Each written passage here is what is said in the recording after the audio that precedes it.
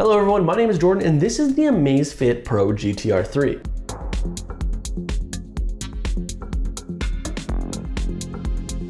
It is marketed to be a smartwatch that has all the bells and whistles, but at a much more affordable price. Now it may look like a watch that you would wear, but is it any good? What can the Pro GTR 3 offer in performance? Who is it for and what can you expect once you get it? Let's find out. Slim and stylish with a classic round clock face, the Amazfit GTR 3 is made from a lightweight aircraft aluminum alloy with curved glass, and it weighs 32 grams without the strap. The watch interface itself is on the larger side at 1.39 inches, so this is not for those who like a minimalistic look, but has a design more akin to a classic watch, so it suits someone who likes their fitness tracker to blend in with their outfit rather than make a statement. The watch has just two side buttons, including a classic navigational crown or scroll wheel similar to an Apple Watch. This means you can twist the button to scroll through menus and longer notifications, which adds to the watch's minimal and elegant look. With over 100 watch faces to choose from, you can store 9 on the device itself, which I found is more than enough. The animated watch faces look good, but can be a little distracting.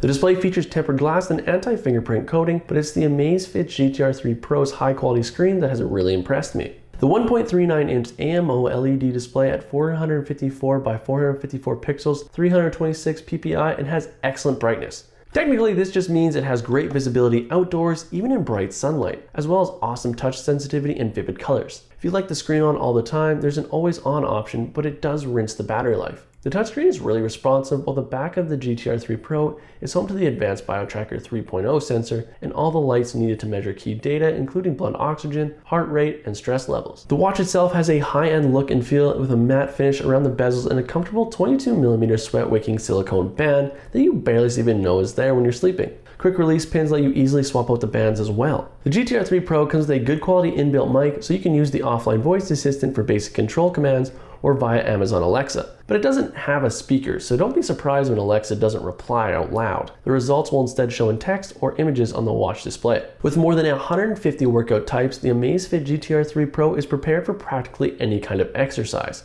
It supports presets ranging from traditional cardio machines and pool swimming to something like esports and foosball. Yes, I said foosball. The Amazfit GTR 3 Pro is water resistant at 5 ATM, which means you can take it swimming or take a bath with it on and it won't even break at all. It'll even measure your heart rate underwater. The GTR 3 Pro has Zepp's native personal activity intelligence score, which reminds me of the active zone minutes tool found on the best Fitbits like the Fitbit Sense and Fitbit Charge 5.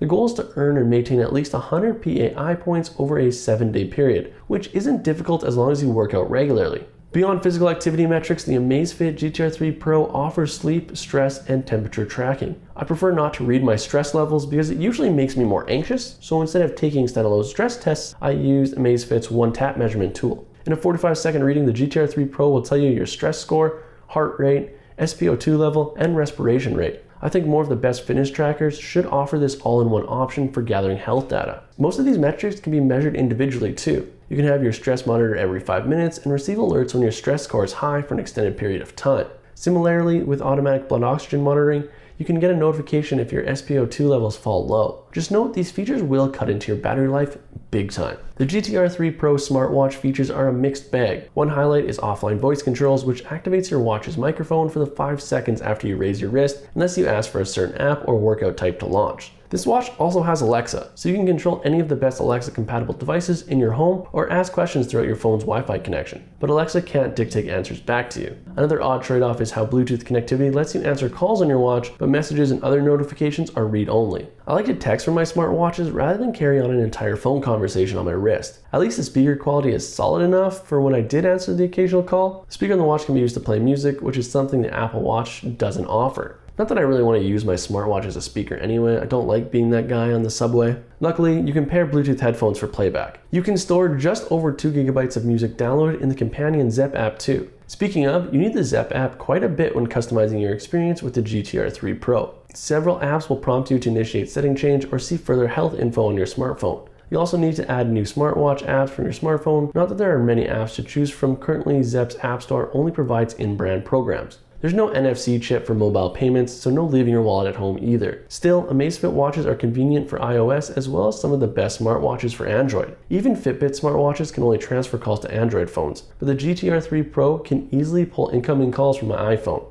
You don't see many smartwatches that play nice equally with both major smartphone softwares. It's either one or the other. Amazfit says the GTR 3 Pro offers up to 12 days of battery life. I assume that's with light use though. When I enabled a few of the automatic health tracking features and the always on display, you'll need a boost after about 4 days. Still, that's a lot better than every Apple and Samsung smartwatch, which at the most will last around 20 hours. I juiced the GTR 3 Pro back up in about 2 hours using the included magnetic charger. Amazfit has created the best smartwatch for those who don't care about Wear OS or Fitbit. The GTR 3 Pro is just incredible from pretty much every aspect, and it's something that you should definitely consider. Pricing is a bit more expensive than similar options out there, but what you get in return is a premium smartwatch that lasts forever. You'll just need to be prepared to miss out on things like third-party apps and Google services. You also won't be able to use Google Pay as the GTR 3 doesn't feature an NFC chip, but it's just the one trade-off that needs to be considered. If you want a smartwatch that keeps track of your workouts, allows you to read notifications, this is the one to get. If you need anything more robust, then you're better off looking elsewhere. But that's just my opinion. Why don't you let me know your opinions in the comments down below. Give the video a like if you learned anything, and maybe hit that subscribe button if you enjoy these types of reviews. If you want a little bit of a smartwatch that still won't break the bank, but want the Apple features, then why not check out this video on the Apple Watch SE? You might find something more for you there.